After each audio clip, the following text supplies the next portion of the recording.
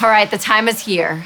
The man, the myth, the legend, fellow Ramsey personality and financial expert, Chris Hogan is here. Chris, welcome. Well, thank you. So glad you're here. I have been waiting on my invitation.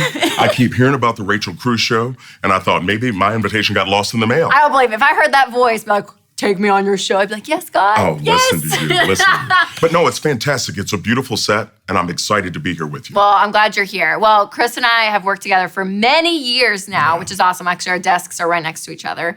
So I feel like I know you so well, and I know all the work you've been doing all these years, but the work you're doing right this minute is really exciting, and I'm really pumped for it. And I want everyone out there to know what's going on, because not only do you have a new book coming out, but you did this whole research survey all about millionaires. In this whole episode, we're talking about how to build wealth and what does it look like to be a millionaire. And you're the expert now. Like, you know it all. Well, listen, we really dug in, and this is not just me, this is the team. So we commissioned the largest study that's ever been done on millionaires. Rachel? Love it. We studied over 10,000. Yes. So a lot of millionaires. So this is not like you went and grabbed like 4 people that have built wealth and you're like, what did you do? Like, this is like legit. Yeah, we didn't do a focus group where you find 10 people. That's right. No, we did a study. So much so, we commissioned a company, a research firm, to help us.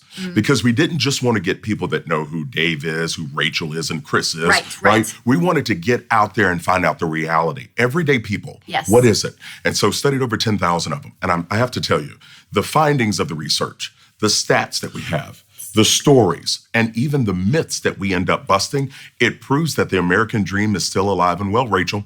It's available. It totally is. I love it. And so that's the thing is there's so many myths around this part of our lives, right? Because like you hear millionaire and you have all these, these thoughts of what a millionaire is. That's right. And it's not always true. Most of the time it's not. And so we actually sent our very own George Kamel. If you watch the Dave Ramsey Show on YouTube, George, he's a great one, isn't he? He's hilarious. You just put him in your back pocket. I mean, he's the greatest thing ever. Yeah. So George went out on the street to ask everyday people their opinion on millionaires. So here's what they found. Hey guys, George Kamel here. I'm in downtown Nashville to figure out what the average person thinks about what it takes to become a millionaire. Let's do this. What do you think the normal careers are of the average millionaire?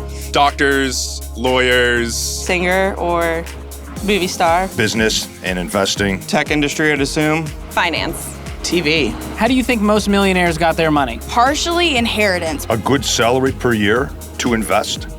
You can't become a millionaire unless you have the money to do it. Inherited it. I think a lot of it has to be luck. There's one way to become a millionaire. What percentage of millionaires do you think inherited their money or got some kind of trust fund? 30%. Okay. I'd say 80. 50% at least. 70%? What would you guess is the average income of a millionaire? Oh, I couldn't even guess. I know Kylie Jenner makes a lot of money. Kylie Jenner, that's who I think of. 200,000. 300 grand a year. At least 250,000. 150,000. Do you think you could become a millionaire in your lifetime? Probably not. It would be nice, but that's not gonna happen. No. Unfortunately not, no.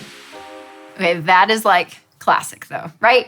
Like those responses, I'm like, that's the stereotypical response of what you think millionaires are all about. It really is, Rachel. And no matter where you go, you can go across the country, and if you grabbed everyday people off the street and you asked them, those are the kinds of answers you're going to get, because that's what people truly believe is reality. Yes. So one of the myths on there that I would totally believe if I wasn't in my line of work and knew the reality is, people just inherit their wealth. Like, you think of the Kardashians or like Paris Hilton, the Hiltons, right? Like you think of all these like famous families, and that's who the millionaires are. But that's not true. No, it is not the truth. The inheritance is actually a very small percentage. And yes, some of the people you named, you're going to hear about that, and it happens. But for everyday people, there are a very small percentage of people that get any kind of inheritance at all. And even if they do, Rachel, what I found in the study is that even if they did get an inheritance, it was so small, it didn't cause people to become a millionaire. And so it's this mindset. They're self-made millionaires. That's self-made. That's the exact term that I use. Yes. So I want people to know this, because now what you have to do as an individual is make a decision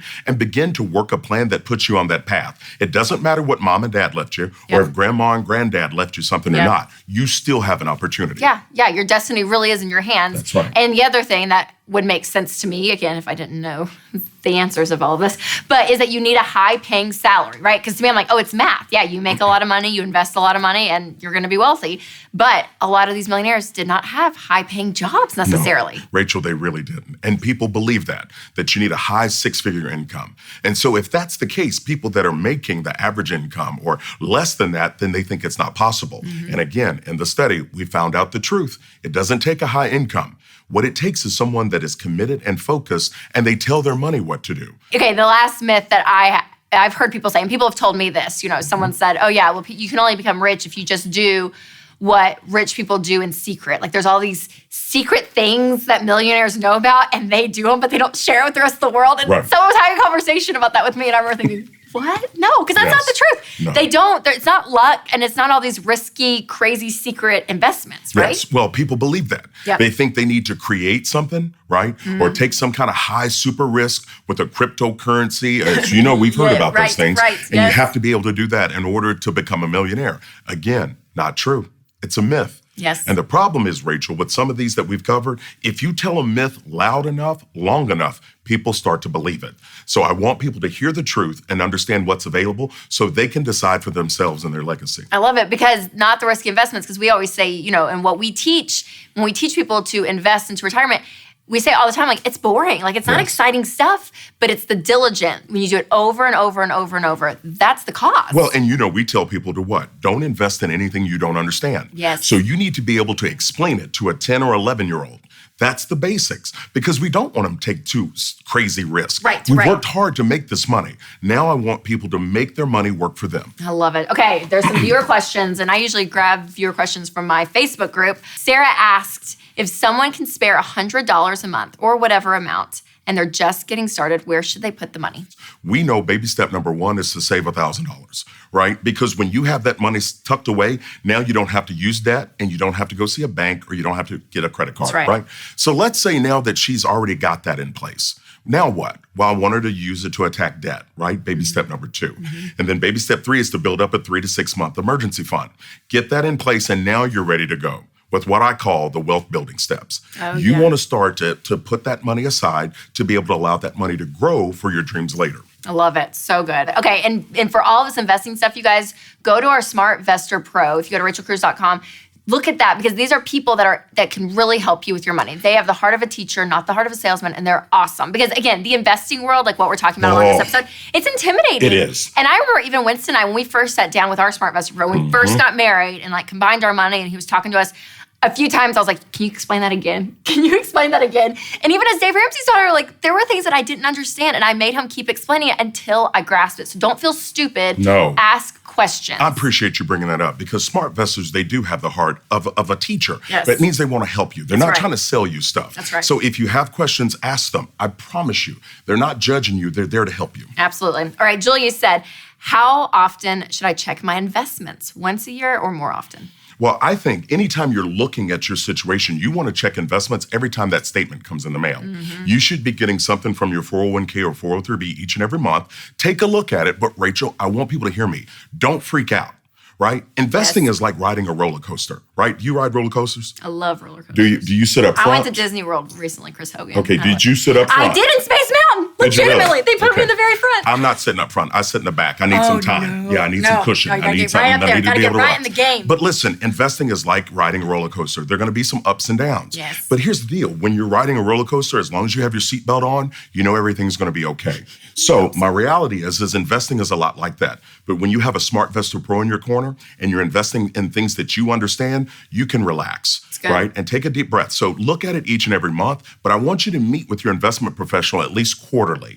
And if you're married, you and your spouse need to go in for that meeting. So we're talking about it, getting on the same page, and any questions that need to be answered, get answered in front of both of you. I love it. Okay, Corey asked, how do I even start? I'm a few months away from completing baby step 3 and don't have a clue where to start or even how much to start with. Oh, this is fantastic. So this is somebody that has paid off debt, right? So congratulations to you.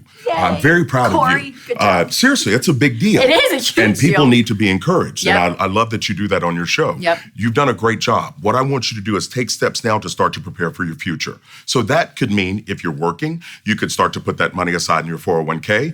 If their employer has a match, which means they will match how much you put away up to a certain percentage, Yep. right? And if there is no match, then let's put that money in. And then as you start to grow and you gain more income, you have an opportunity to use the 401k, but also don't forget about Roth. Rachel, Yes, Roth Roth is my IRA. friend. Me too. I may name my dog Roth. You know why? Because you're talking about tax-free money, right? You've already paid the taxes on it. This money is going to grow and the government can't touch it anymore. That's right. All right, Danielle asked, how should I do retirement investing as a stay-at-home mom? 15% of zero is still zero, smiley face. So is it 15% of my husband's paycheck? Should my husband and I put a higher percentage of our money into his 401k at his job? Is there a better option than a 401k? Okay, well, first and foremost, your job being at home is a very, very important job.